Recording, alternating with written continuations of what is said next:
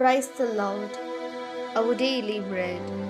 Matthew chapter 5 verse 24. Leave your gift there before the altar and go your way. First, be reconciled to your brother and then come and offer your gift. O Almighty God, thank you for giving this wonderful verse. May your presence showers on us. O Lord, bless us to live in the hope that if there is any discord among our brothers and sisters, before we come to you to offer our offerings, we will first establish a good relationship with them, and then when we present our offerings and prayers to you in peace, we will receive a suitable reward. We ask this in the name of Jesus Christ. Amen. அன்றாட உணவு. மத்தேயு அதிகாரம் 5 இறை வார்த்தை 24.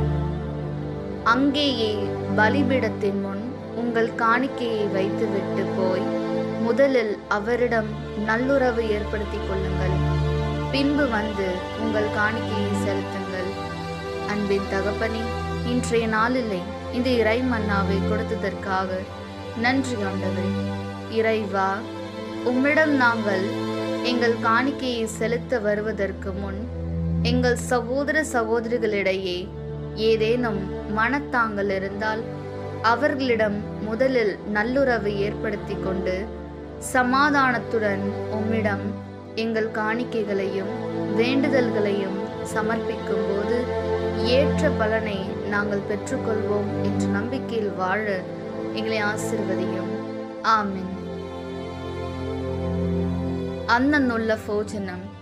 മത്തായി 5 അധ്യായം 24 വാക്യം.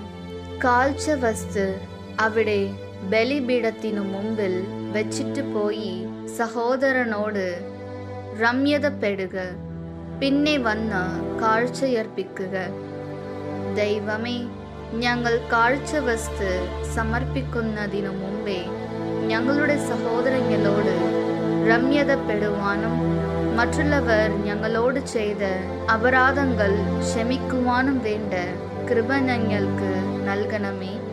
ആമേൻ.